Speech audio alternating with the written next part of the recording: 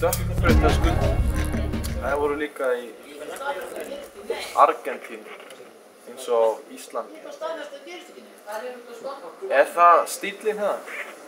Það var svolítið sláandi þegar maður horfði á þessa mynd og ég hvet allir þess að horfa á þessa mynd og ætla að sýna hann aftur fyrst að koma svona margir. Að það eins og Jón Ásgeir og þessir ágætu siðblendingar hafi bara horft á módelið í Argentínu og ákveðið að gera allt nákvæmlega eins. Ótrúlegt. Þið eru að vera að lýsa, þú veist, áhrifum fjölmiðlana á umfjöllun þessi fyrirtæki eins og bankana og þessi samþætting atvinnulífsins og einkageirans inn í pólitíkinn.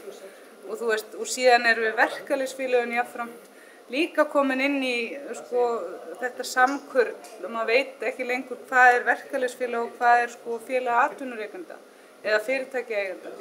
Það mjög hættuleg þróun.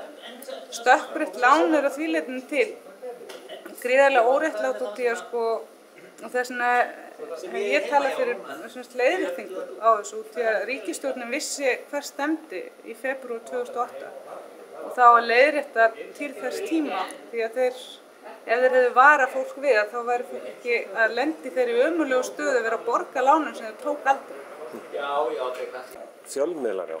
Hvernig finnst þeir hafa staðið sér svona í eftirhrunið? Þeir náttúrulega stóðu sér kannski ekki sérstaklega vel í aðdraganda hrunsins. Það var bara íslenska efnahagsundrið og allt það. Já, já. En hvað með núna eftirhrunið? Finnst þeir hafa tekið til hjá sér? RÚV, Mokkinn? Alls ekki. Í fyrsta lagi, ef maður horfir á hver á stærstu einkareknu fjölmiðlasamsteypuna og einu einkareknu fjölmiðlasamsteypuna á Íslandi, þá það enn manneskja sem svo djúpt tengt inn í bankahrunið að það bara með öllu ólíðandi. Þó svo að það hefur verið ákveðið að konan hans tæki þetta á sína kennitölu. Þetta bara svo siðlaust. Síðan náttúrulega horfum maður á RÚV sem verið að skera gríðarlega mikið niður hjá. Þar skorið niður þannig að rannsóknar blaðamennska nánast ekki nein.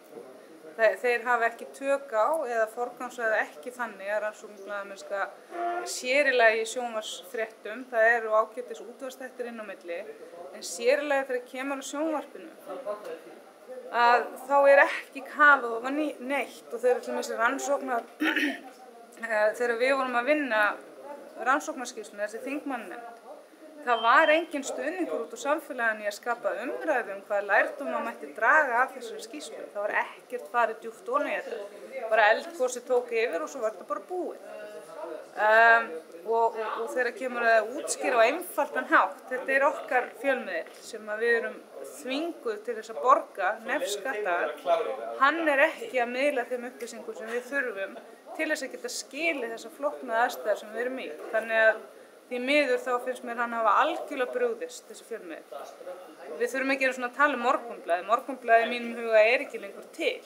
Þetta bara LÍÚ-blaðið og þeir ættu bara að breyta titlinum á blaðinu.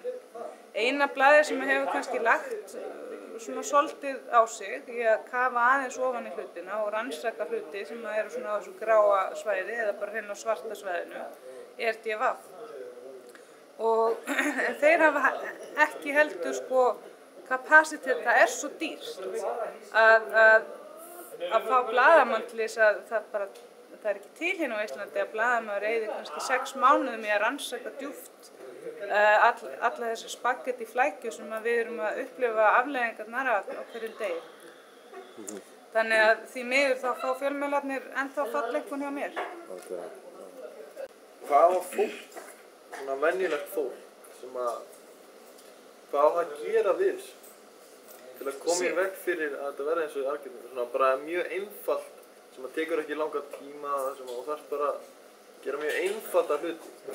Það hefur sýnt sig að því ekkert að senda tölvupósta á þingmenn, þeir bara eyða þeim áður en að lesa þá. Það eina sem að dugar, ef við ætlum að breyta þessu, að sýna samstöðu, mæta á skipulögðu mótmæli í miklum fjölda því að þrýstingurinn utanfrá hann hefur miklu meiri áhrif en fólk veit. Ég er þarna inni og ég sé hvað áhrif það hefur. Þannig að fólk verður bara að muna það að það getur haft áhrif ef það sýnir samstöðu þá ekki láta etja sér gegn hvort öðru með því að ég er með svona lán og þú ert með svona lán. Munum bara hvað stóra myndin er. Það er verið að svína okkur öllum. Glæsilegt. Ég held að þetta sé eiginlega bara... Kom inn. Já. Takk fyrir. Hvert verður þetta?